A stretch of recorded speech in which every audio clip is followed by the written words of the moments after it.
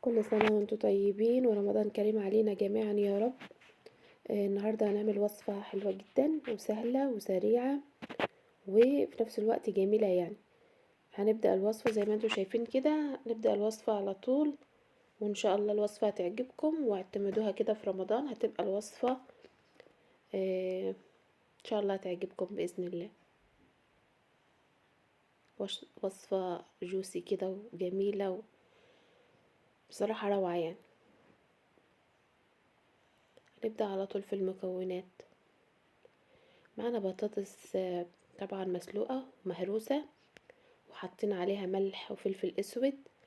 عايزة تحط اي اضافات تانية عادي، عايزة تحطي شبت وبقدونس عادي، عايزة تحطي اي نوع بهارات تاني مفيش مشكلة، النوع اللي تحبيه حطي عليها اي حاجة يعني ايه تديها طعم انت بتحبيه حطيه.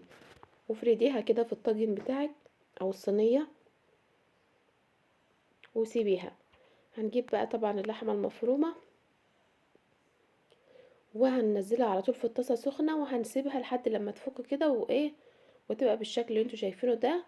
ونحط عليها ملح وفلفل اسود ورشة جوز الطيب، وهننزل عليها بفلفل اخضر فلفل احمر زي ما انت عايزة، وهننزل بالبصلة بتاعتنا وهنسيبهم بقى ونغطي عليهم لحد لما تستوي.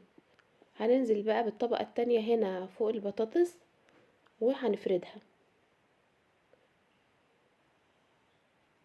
وصفة سهلة جدا على فكرة. هنا بقى هنعمل البشاميل بتاعنا. هنا هنحط معلقتين سمنة بلدي. السمنة البلدي بتفرق جدا جدا في طعم البشاميل. وهننزل بقى عليهم بمعلقتين كده كبار من الدقيق،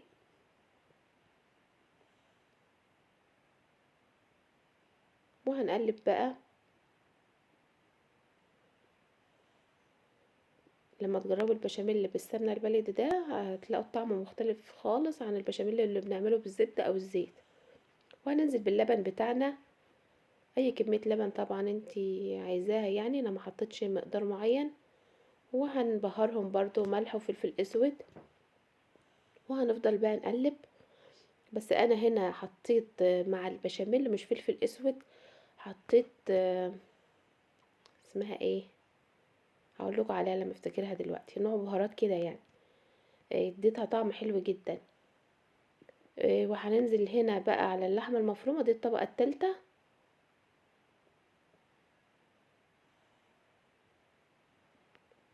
وبعد كده هننزل معانا بالجبنه الموتزاريلا، وعلى طول بقى على الفرن هنديلها وش كده تتحمر.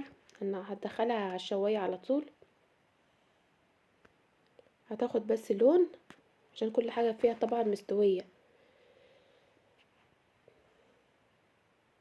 وهتاخد الشكل اللي انتوا شايفينه ده. عايزه تحمريها اكتر من كده تمام، عايزه تسيبها باللون ده براحتك.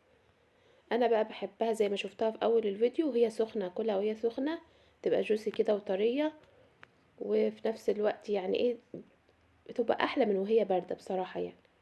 انت عايزاها تبرد شويه عشان الشكل يعني وتقطعيها كده قطع تمام. عايزه تعمليها زي ما انا عملتها كده تتاكل سخنه، هي كده احلى بصراحه.